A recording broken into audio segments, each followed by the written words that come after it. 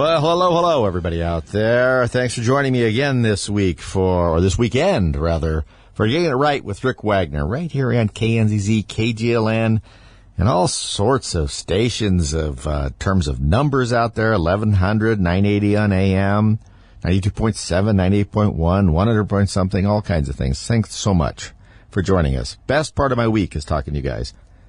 So we're back. Every week is an eventful week, right? Yeah. That makes me think I have a new sound that I recorded because I think it's important for us. This coming up in this election season. Here it goes.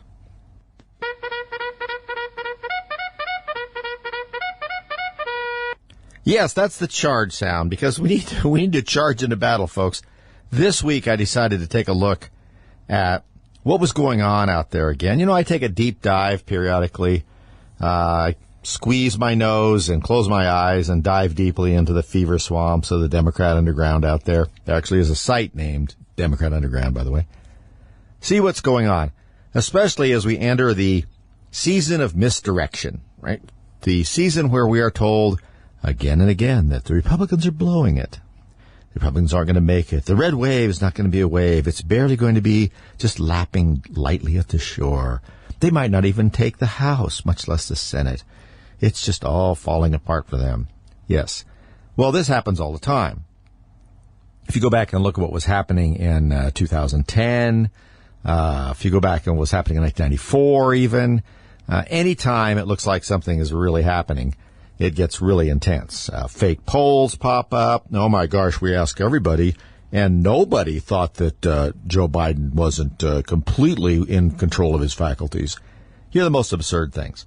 Partly it plays to us, and we all know why, and that's because we've been around long enough to know that so often in the last 20 years, the Republicans have managed at the last minute, like a race car who has not had their fuel checked, to run out of gas just prior to the old finish line. They can see the white flag, the checkered flag ready to be waved, and then they just sputter to a halt, and others just jet right by them.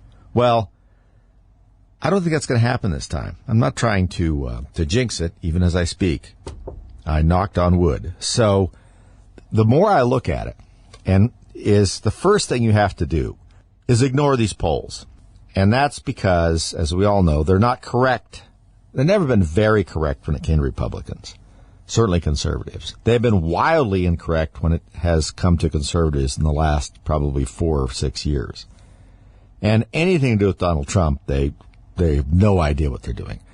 And that's because as the head of the Trafalgar Group, and I think I might have mentioned this before, was talking about the stealth voters, how there are people who have just become completely silent about their political opinions. They watch what's happening to others out there. I mean, we're seeing SWAT teams, swarm all over people who their main crime was protecting their child and praying at a abortion clinic, and they fill their front yard up with SWAT teams. I don't know what that says about you if you have to have 30 people to arrest a guy that is completely, nonviolent. I don't know what that says about your own self-confidence, but moving on from that. We're seeing it. So something is happening. And so you realize that there are people out there who have just shut up. They're just not going to say anything. That's it. They're not going to get any trouble. They're not going to get any arguments. They know how they feel. Some of their friends know how they feel, and that's it. No signs in the yards, no bumper stickers, no anything like that for a lot of these people. Many of them live in places where to do that is just to invite trouble. Because what has happened in the two-tier justice system we seem to be creating here is that wrongs done to conservatives are understandable. Complaining about those wrongs that are done to conservatives by conservatives concerning the far left is a conservative's fault. So when you see that long enough, you realize, I'm just not going to invite the problem. I'm not going to be at home to Mr. Screw Up. Thank you very much. Going about my business, if people ask me, non-committal, I don't know who I'm voting for yet. In reality, they know. Then there's also that group out there that I think is a significant portion. It's not a majority by any amount. There's a lot of people who are more or less professed liberals who are really unhappy with the state of their party and the state of this leader of their party. I'm saying that with a big question mark. And the people waiting in the wings. Who's waiting in the wings in your party if you're a Democrat? Gavin Newsom? There's a double-digit IQ with a haircut, if you ever saw one. Kamala? You know, the salad shooter of political discourse? I mean, who's out there? Cory Booker? Spartacus, who doesn't know who Spartacus really is? I mean, where's your bench? You have no bench. You don't even have a good team in the field. You just happen to be running the clock. And so they have to do something else. And so they have to try and suppress the vote. And they're going to try the usual tricks during the vote, you know. But I think everybody's pretty wise for them. And I hope that everybody stays calm, because at some point I'm worried that one of these states are going to pull a Georgia or Arizona where, oops, someone's leading that shouldn't. In other words, a conservative. Oh my gosh, we've had some problem and we have to stop counting.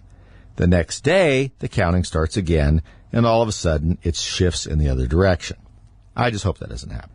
It's too obvious, and it's deleterious to the country.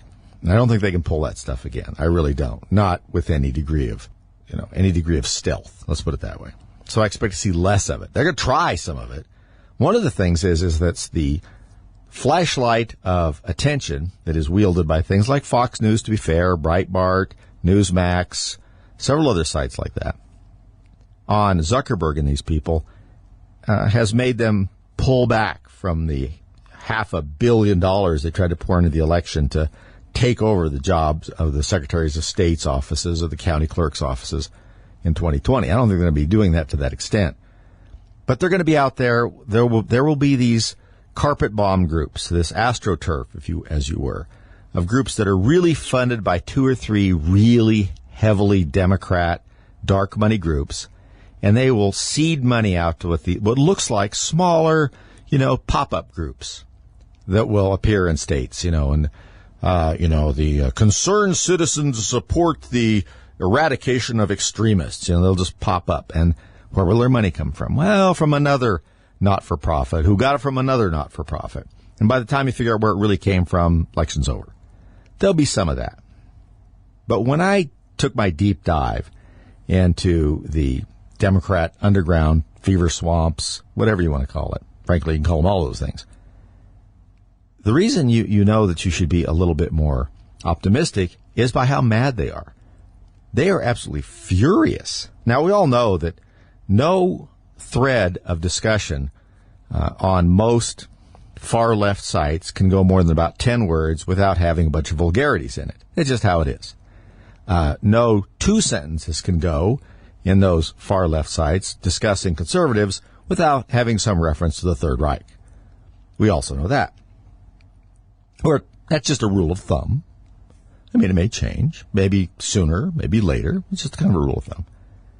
But when I look at it, they are just beside themselves. And that's because they feel it. They feel the mood of the country. Now, some of the people, I mean, come on. If you're going to try and take the temperature of the Democrats by watching Karine Jean-Pierre speaking for the president, or Joe Biden shaking hands in thin air. By the way, this week we did get a gift. I mean, we finally figured out what's going on with him trying to shake hands with thin air.